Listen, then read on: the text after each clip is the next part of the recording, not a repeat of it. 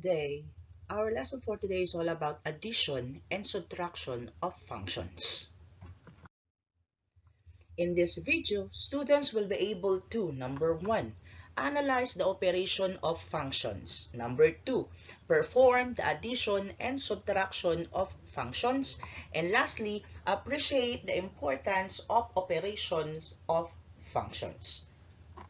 So what is a addition and subtraction of functions?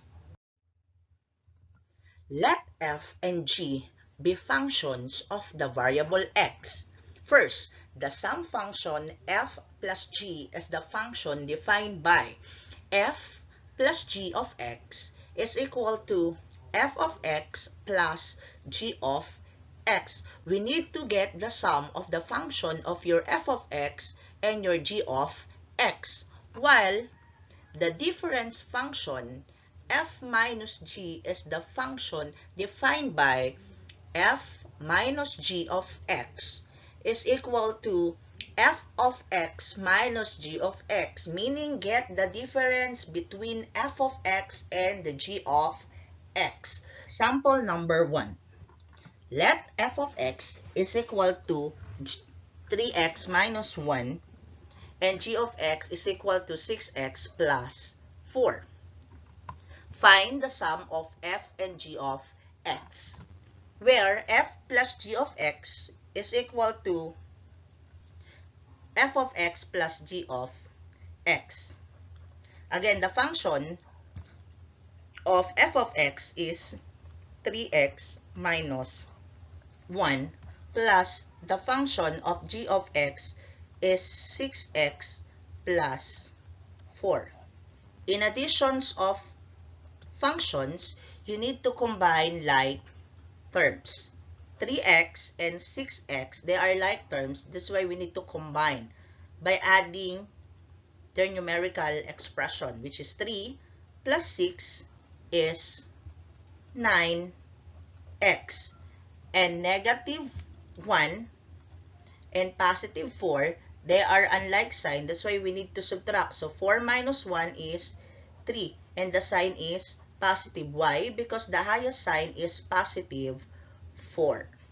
That's why the sum of f and g of x is 9x plus 3. Another example. Find the difference between f and g of x.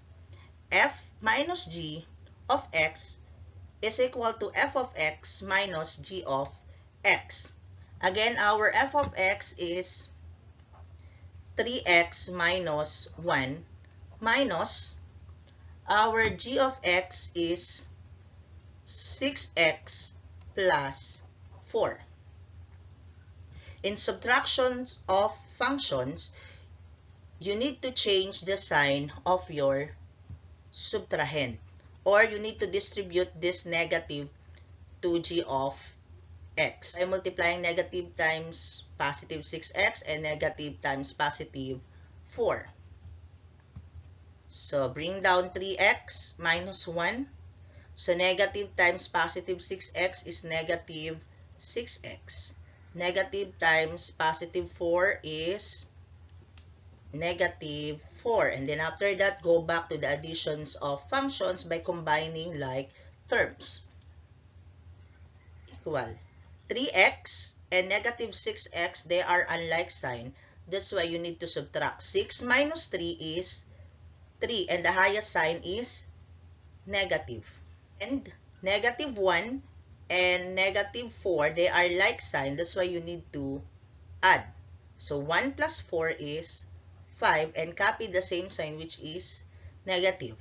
That's why the difference between f and g of x is negative 3x minus 5. Another example. Example number 2. Let f of x is equal to 5x squared plus 5 and g of x is equal to 3x plus 4. Again, find the sum, and f plus g of x is equal to f of x plus g of x. Again, your f of x is 5x squared plus 5 plus your g of x is 3x plus 4. Again, combine like terms. If you can see, 5x squared, we don't have a like terms. You just bring down 5x squared. How about 3x? They don't have a like terms. That's why bring down positive 3x. And positive 5 and positive 4, they are like sign. That's why we need to add 5 plus 4 is positive 9. That's why the sum of f of g is 5x squared plus 3x plus 9. Another, how about the difference of f and g of x? F minus g of x is equal to f of x minus g of x. Again, your f of x is 5x squared plus 5 minus your g of x is 3x plus 4. Again, you need to change the sign of the subtrahend by multiplying this negative times positive and negative times positive. So bring down 5x squared plus 5 and negative times positive, the answer is negative 3x. And negative times positive, the answer is negative 4. Then after that, combine. Bring down 5x squared and negative 3x, and positive 5 and negative 4, they are unlike sign. That's why you need to subtract. 5 minus 4 is positive 1 because the highest sign is positive 5. So the difference between f and g of x is 5x squared minus 3x plus 1. Example number 3. Let f of x squared minus 5x plus 4 and g of x is equal to x minus 1. Again, find the sum. F plus g of x is equal to f plus g of f of x plus g of x. Again, the f of x is x squared minus 5x plus 4 plus, while the g of x is x minus 1. Then again, combine similar terms. X squared, they don't have similar terms. That's why bring down x squared. 5x and positive x, they are unlike sign. Again, they have a constant 1 here. So 1 minus 5, the answer is 4. And the sign is negative because the highest is negative 5x.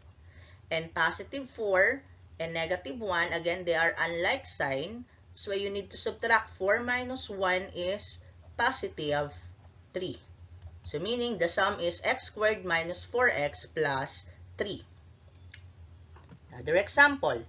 Find f minus g of x, where f minus g of x is equal to f of x minus g of x is equal to, again, the f of x is x squared minus 5x plus 4 minus the g of x is x minus 1. Again, change the sign of the subtrahend, which is negative times positive, negative times negative. So before that, bring down x squared minus 5x plus 4. So negative times positive is negative x. Negative times negative, the answer is positive 1.